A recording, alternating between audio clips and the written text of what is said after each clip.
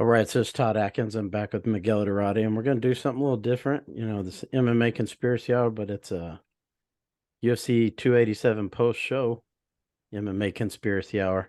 And before we start, as always, I want to reference our sponsor, Live to Fight Design.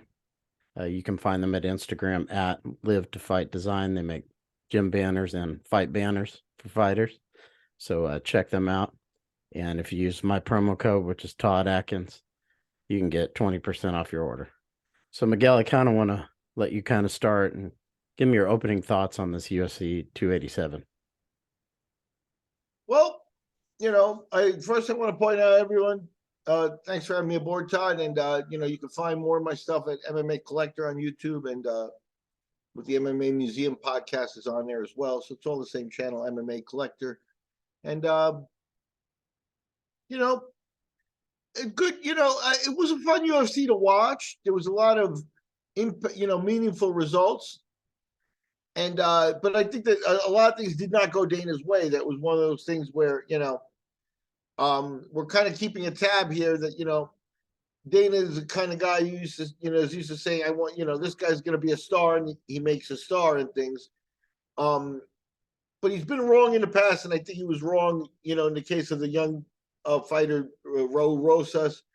And to be honest with you, I think Pereira and Adesanya was a little bit of I think it would have been better off for the company if Pereira had continued to be that undefeated, or the guy who overcame the champion and then beat him again, and then he moves on to bigger and better things, and who knows if he moves up to light heavyweight. I think that was probably the best scenario for them. But Adesanya's got the belt again. Adesanya's got a lot of charisma and a lot of stuff like that. He was focused and he backed up what he said. He got the Michael Bisping knockout shot at the end too. So I think it was a good showing for Adesanya, but I don't think that's the way the company would have liked to have seen that go. That's interesting that you say that. I think most people would think the opposite, that they would want Adesanya to get the belt back. You don't think so? I'm just looking at Adesanya. We've already seen, I think, him go through a lot of the guys in this weight class. There's not a lot of options there for him now. There's the Pereira rematch. There's a couple of other people that, the UFC can do what they want. They'll probably put Hamzat in there. That Hamzat's become a better choice, although, there are fights for him I'd like to see. I would like to have seen him really challenged at some point. Before we get him into a title shot, because then you run into a similar situation as you run into with Rosas, and that is that you're getting ahead of portions of the learning curve. The guy, physically, when they're in the gym training 24/7 like these guys are now, they get pretty fit, pretty strong, pretty technical, pretty fast. But there's a mind aspect to this game. Now, Hamzat's got a mind game. He's very serious too. I think in Rosas's case, I think that that's a real problem. You took an 18-year-old, you put him in a main event, and he fell on his face. And, who knows how he bounces back. I hope he bounces back.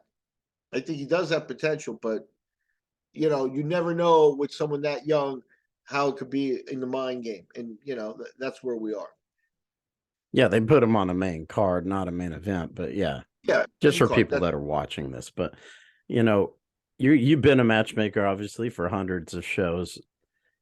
You wouldn't have done it that way, you don't think? I mean, hindsight, I guess it's easier to say, but what do you think about that? Yeah, the Rojas thing. I think if you spot a guy like that, I'll tell you a story. Look, I don't mean to toot my own horn. I don't like to do that. But you can go back and look at a fighter, a very similar case. Guy who was 18 years old, 19 years old, fighting in backyards, and he showed up on my show in Florida. It's a kid named George Masvidal, who happened to be the co-main event last night, at that show. And you can see what I did with him, which is I booked him. I think I may have booked 20 fights for him, and I didn't rush him into a title shot. I think he talks about in interviews that that wake up call match for him was the Eve Edwards fight he had for us. And you could see that he had been through competition and taken steps. I'm not saying that that's the perfect example of bringing up a fighter, but certainly would have been a better way to bring up a guy like Rosas and give him the full gamut of experiences, because I think the last thing that Rosas was ready for this past weekend was a loss. And now he does have to deal with that. And that's, a process, Hoyler Gracie said, if you don't like to lose, don't compete, because, you could do everything you need to do, but if it's not your day, you're going to lose. Yeah, and Hoyler Gracie won a lot more than he lost, but if you're not ready to take a loss, it could shatter you. And at 18 years old, I would argue that that's the part of Rosas's game that's least developed, is the mental toughness. And they just took a shot on that. And here's the other part is now he might fall back to the pack, and Dana might, not give him as much attention. He's Dana's boy, it's good to be Dana's boy. It boosts the confidence up, but what if he's not all of a sudden? And then that's another blow to this kid. It's a syndrome of the modern era, because in these cases, the Jake Paul case is more extreme. They've done it before with Cody Garbrandt. I mentioned as an example. The dues paying that belongs in these combat sports people are trying to circumvent it as much as possible.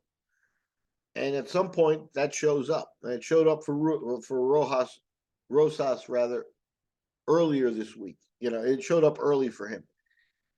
He's still 18. He still has a chance to bounce back. The opponent he had is 25. It's arguable that, Rosas should be 22-2, like a Thomas Almeida type when he came to the UFC, with a good record, with a lot of guys on his record. And, he could have been coming to the UFC at 23, 5 years from now, with 10 more fights. And that would have maybe been a natural progression at some point, but everybody's trying to accelerate things. And like I said, once he got a little love and he's in the gym 24/7, like a 18-year-old has nothing else to do, he got pretty strong and pretty fit, pretty fast. He's got a body, he's got potential, but they didn't build the mind up. So we'll see how he bounces back. I'm worried. Yeah, I think that's interesting. I think they did that a little bit with Yanez too. Adrian Yanez had like 4 or 5 wins in a row. Then they put him in with Font. There's a little more experience has been in there with a number of really good fighters, and if you discount experience in the mind game, a guy, I looked at Rosas's record. I think Rosas had already fought a full 15-minute fight and won it, but that one was one that was going his way. Here he had to survive and he didn't get finished. Like I said, he's got boxes he checks off, but he didn't get finished. But he did not have the fitness at this level. The other kid was a lot further ahead in that. Stayed with it, and the holes in his game started to show up. His striking is woeful. His striking is not UFC main card level. It's as simple as that. And, that's not an insult to Rosas. He's 18. Like I said, they may have done him.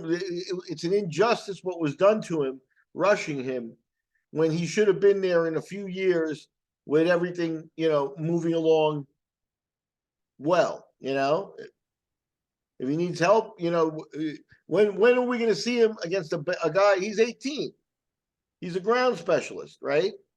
But, he's not, a black belt with 10 years of black belt stuff. When are we going to see him face a guy who's better on the ground? But everything gets tailored to him, So one day, if he winds up in that situation, he's got things he can't answer because he doesn't have the time put in the gym. They're circumventing the dues pay. And that's the real core problem of the modern era. Why do you think Dana White UFC did that? I mean, he's put on enough events to know. No, I don't think so. I think Dana operates at a different level. I think Dana's used to, being right. You can't really argue with him, right? But I think a lot of what Dana, you hear Dana talking about production of the show, and he's got a place and phones around him and stuff, and he calls people. You go, if you see something he don't like. So really, in that company, the only person you really have to please is Dana. You know, so and that's why I'm worried that Dana may, that he may fall off of Dana's radar too. There's a proper way to handle this and an improper way to handle it. But I think that they look for the bang for the buck and not nurturing people. And that now, you know, we'll see how much support Rosas gets on the on the roster there.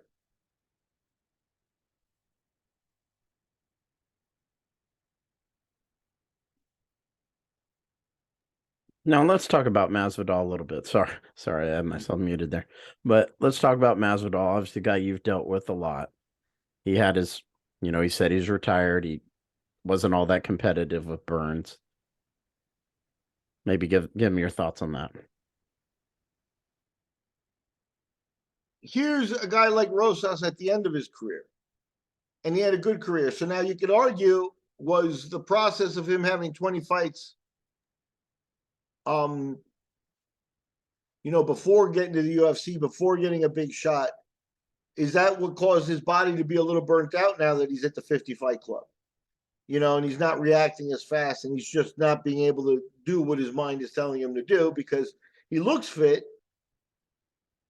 but do you lose that particular spark because you have too many fights? So yeah, it's a cycle, it's a delicate balance. And I think George has paid his dues. I think I saw something on the internet that said 2019 when he beat Till and Askren, I think he went 3-0 that year. That's probably his high point. Now you could go back, when he knocked out Eve Edwards, that was him heading up, He's had other good moments in his career. Times he's been, he was Toby Amada's highlight too. And that's what I mean by having a lot of miles and stuff, and the body just doesn't do what the mind wants it to do anymore. And,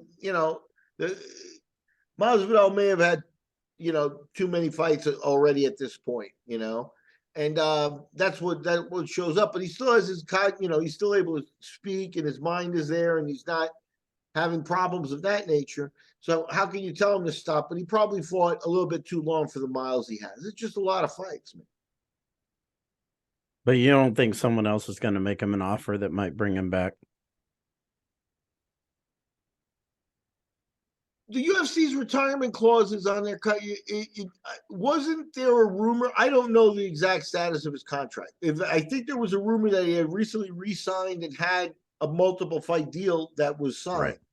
So if that's retired, then when he unretires, that contract kicks back in. So he doesn't really get much of a choice, to enter the bare knuckle world or, to go do PFL or something like that. If he wanted to make, some money at the end. Keep in mind, we talked about the Amada thing. He already spent time in Bellator. So I think Bellator might pass and say, we've already seen that. As far as ONE FC is concerned, he might be appealing to them, but in some way, because he was, qualified as a mega star at some point. But they look for different guys. They look for guys that are on the, learning curve upwards, not at the end of their career in general. So, yeah, I'd love to see him stay retired. That would be the good way to go out for him. 50-something fights. Yeah, he lost. He still has it in his mind. He still can talk. He still, there's no real shame in his career. It's a great career. I'd hate to see him come back in a couple years. Plus, he has his game bred events that he's doing. So I think that's what'll save him from doing it. I hope no one sells him the stupid idea of, him headlining his own event. I mean, maybe at some point he's gonna want to make money. I think he's gotten, compensated these last few years better than he ever has.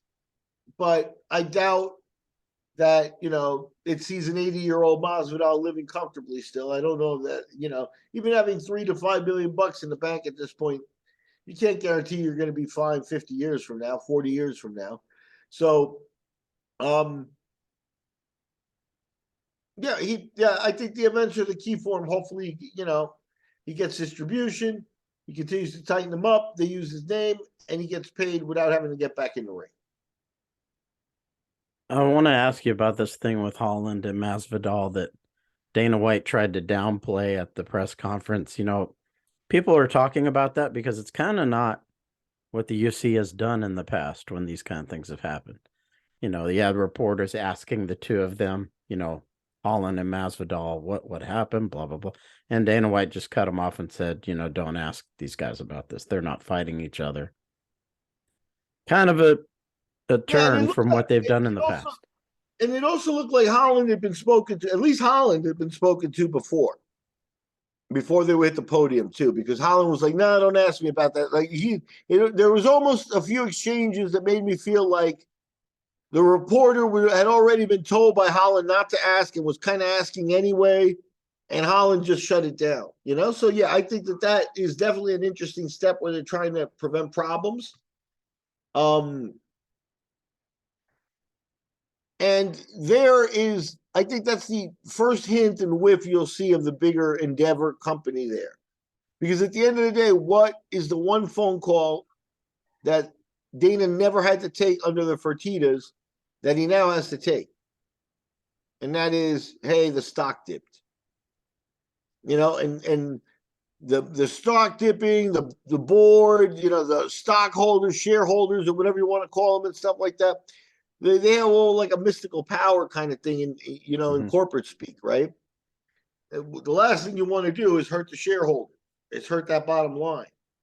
And if too much of this type of activity is doing that, and Dana's the cause of it, then he could be made to look bad. He still operates with a lot of impunity, I think. And there's really not much that they can do to him, as we've discussed a lot here.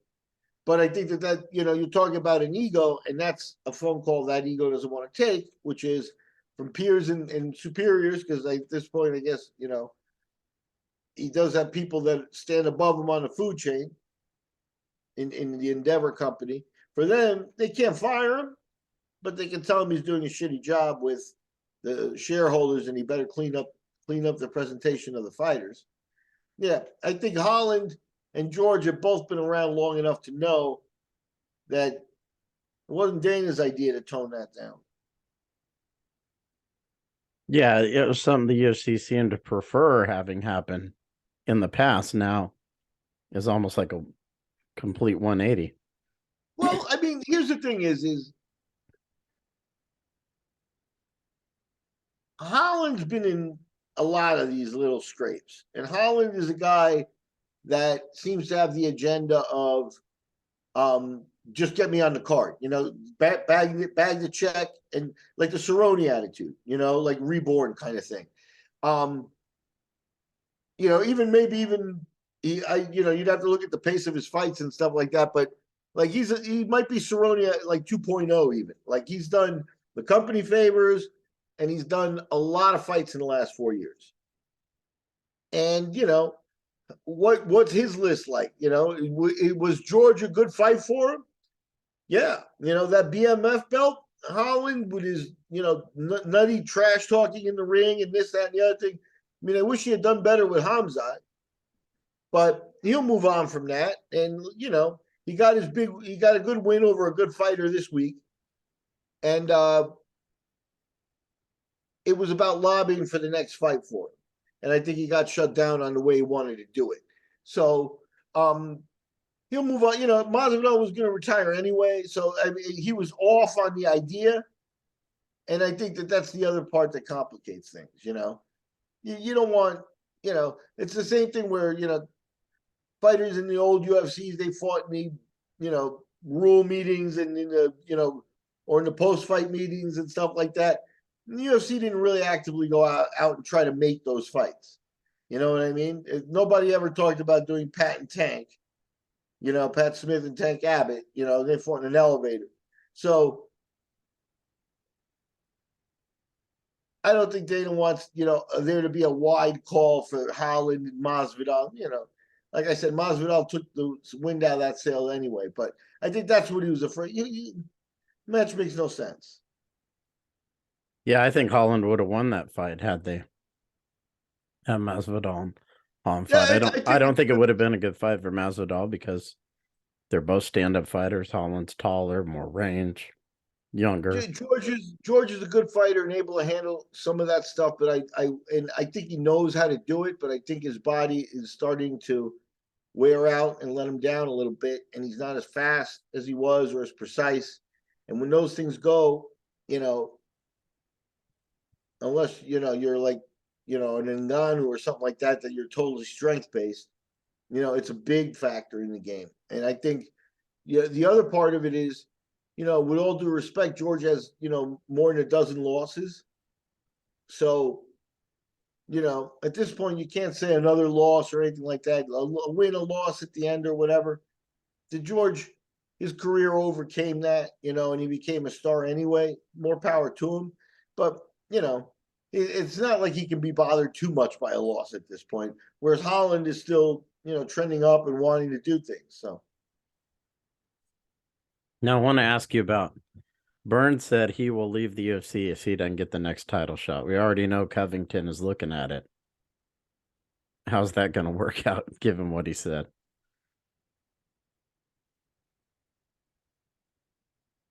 yeah, it's an interesting debate because that title there is a hot title. The welterweight title is one of the big ones, in terms of main stuff. And I think they'd like to see it in Covington's hands. That's just kind of my opinion. Um, and I'm not surprised that somehow also trying to clean up the extracurricular problems that they rush Covington in there, enhance his pay, and that's considered, remuneration for all the problems that he's had as well. And you get a package deal there, and everything is taken care of. With George, he retired. That could be taken care of with one, a nice $1 million check bonus for his career and thanking him very much, and go about your merry way. You know. Um. So yeah, I I I don't think Gilbert Burns deserves a title shot yet. And I'm going to go look at his record, so I'm not talking completely, mistakenly. But didn't he recently um take a loss? He took a loss to Hamza, so he's Yeah, got but it to. was a great fight. Yeah, it was, but he's got to be behind Hamza in the list. It has to be, And it was one and of those that people felt could have gone either way, so it wasn't necessarily a bad loss. no, I understand that, but it is a loss, and it's not like you can go into a title shot that way. I think his case is the weakest of the cases here. He's beaten two guys that are decent guys, Magny and Masvidal, since the Chimaev loss. But that Chimaev loss hangs high. He's actually 3-2.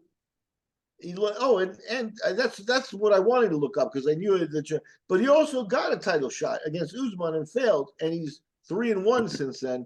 I don't know if 3-1 is enough to get you back on the radar here. Now, I want to ask you, we got a fight with Max Holloway and Arnold Allen next card. I know you have some opinions on this, or just some take on it.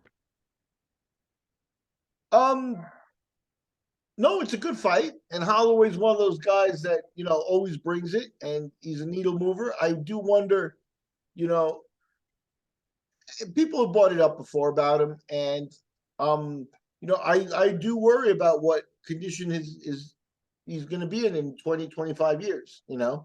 Hopefully everything's cool and we're still everybody's around still, and we can talk about it.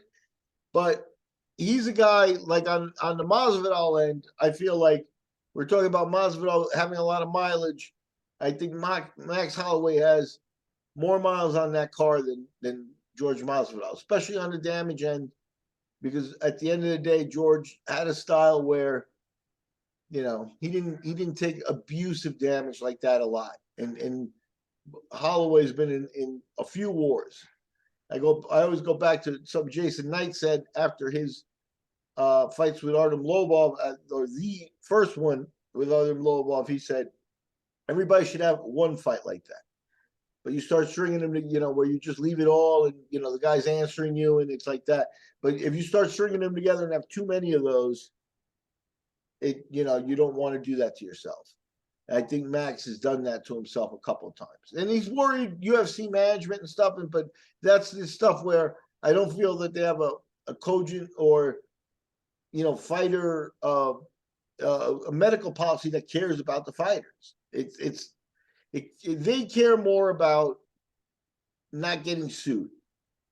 And you'll know that because anytime somebody, might bring up something about medicals or anything like that, I'm sure, like, the Joshua Fabia case is the one that comes to mind quickly. He brought up Diego State and the medical stuff, and he got a call from probably a $1,500 an hour lawyer. So they're not caring about the fighters and their medical condition, and they continue to roll Holloway out. Now, all I would logically like to see is I would like to see them go out and find the boxing commission where Max Holloway's first CAT scan was taken and on file, and for a new CAT scan to be taken, and for some type of independent doctor to give me an assessment of the damage that he's sustained over the years, and where there's a difference that's noticeable and something that should be cautionary. I don't know how I might just be like, worried about Max Holloway because I saw a few fights where I didn't like, his physical reaction, and he's also had fights canceled because he didn't do well in the weight cuts and things. So he's showing some signs, but that just might be little things. An examination of the first CAT scan and another CAT scan might be a path towards somebody saying, wait a minute, hold on, there is something here that people should see. But I don't think they do that. I don't think there's any process where they do anything like that. And that's the shame of it. So yeah, we see Max Holloway again. And I think it hangs over our head that, hopefully nothing happens. But I think a lot of times the UFC is hanging on that hope because I don't think they've got the structure to even care. They don't care. So if they don't care, what's going to happen happens. That's an interesting thing to leave a note on. And as always, Miguel, I appreciate you taking the time to do these episodes, and people that enjoy the MMA Conspiracy Hour. Thanks for your support. Miguel, maybe talk a little bit more about MMA Museum one more time. Well, we got the MMA Collector channel on YouTube, and there we're doing, some episodes on collectibles and things where, we're having some fun with it, taking, looking at historic stuff and things like that. So that's the MMA Collector Show with Ed Tyson. He's the sponsor of the thing. And he also gave us free reign to do something called the MMA Museum Podcast, which is just an interview podcast trying to get, guys getting their story on the record, so that we can hear it. So Jeremy Horn debuts this week on there. He's going to be talking about the evolution of the rules. So just some different takes on the MMA Museum podcast and things, topics of a historic nature. So just having fun with it. Thanks, Todd. All right. So as always, it's great talking to you and everyone that enjoys the MMA Conspiracy Hour. Until next time, take care.